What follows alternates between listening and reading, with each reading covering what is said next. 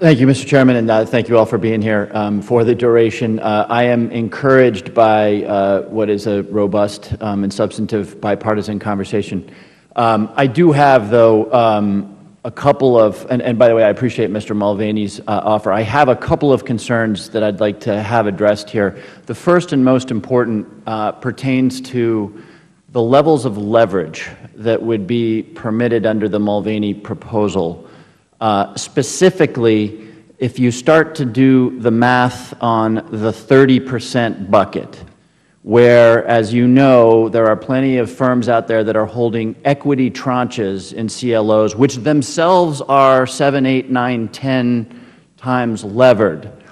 When you start to do the math on going to 2-to-1 leverage in these instruments, on investments in financial companies which may themselves have 3 or 4 times leverage, investing in instruments which themselves may have 7, 8, 9 times leverage, you pretty quickly get to some pretty stratospheric leverage numbers. It's not hard to get up into the sort of 70x leverage numbers if you just work through that math. And of course, if you then expand the 30% bucket into 50%, you have conceivably, and I understand that there will be some prudence exercised by some players in the industry, but you potentially have a very highly leveraged vehicle here. So I wonder, and let me just start with Mr. Gerber since he's in the business, and then I would welcome comment, but am I right to be concerned that if we permit this degree of leverage, you have essentially a very, very volatile instrument? I mean, I don't need to tell you that at 50x leverage, a tiny fluctuation in the value of the underlying asset puts this instrument completely underwater and eliminates the investment of a lot of retail investors for whom this product is created. So, Mr. Gerber, make me feel more comfortable on that issue. I'll make my best effort. You know, I think in the question, you're raising really two issues that are distinct, but at the same time, when brought together, you have to consider it as a whole. So, on one hand, it's increasing leverage, going from 1-to-1 to 2-to-1 in our debt-to-equity ratio. On the other hand, it's the redefinition of an eligible portfolio company, moving something out of the 30% basket that we talk about into the 70% basket. And I think what you're getting at is if you combine the two, what's happening to a term that we all are familiar with, effective leverage. You're looking at 3 of the BDCs in the space that have lowest levels of effective leverage. And you can, different people have different ways of defining effective leverage and doing different calculations.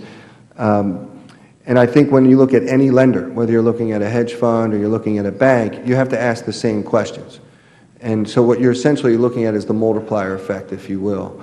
And in our well, that's the math I was doing. And again, yeah. I get that you guys are prudent, but yeah. Well, if I may just finish. On the less prudent side, I mean, I want to check my math first. I mean, yeah. Again, you could very quickly see very high degrees of leverage in this instrument. Yeah, I think so. And that's why you hear some expressions of concern up here at the panel, and I think that's one of the areas of legislation where we still have some more work to do as an industry and the members of the committee, and I think we're all committed to doing that work together. What I wanted to mention is earlier when Mr. Arrighetti was talking, and I referenced this concept as well, about would all of the BDCs be able to access more leverage? And the answer is no, they won't. And they won't whether it's because of the rating agencies that Mr. Foster talked about, they won't because of the covenants that the banks require, the regulators require the banks to have in their loans to us. They won't because the analyst community and the investor community is going to look at the substance of those portfolios. And so if you see mission creep, if you will, if you see growth in the overall BDC in FinCo investments, you're going to see downgraded ratings, you're going to see BDCs potentially violating existing covenants. So there are these natural governors in place.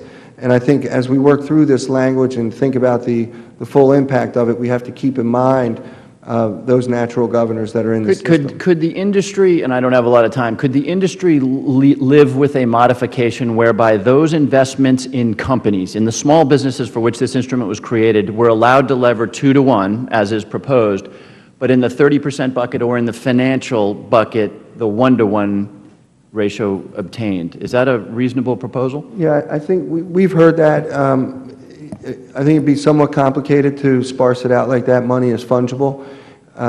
So I think in effect, what you really would be saying is instead of going to 2-to-1, you're going to 1.75-1 or something along those lines.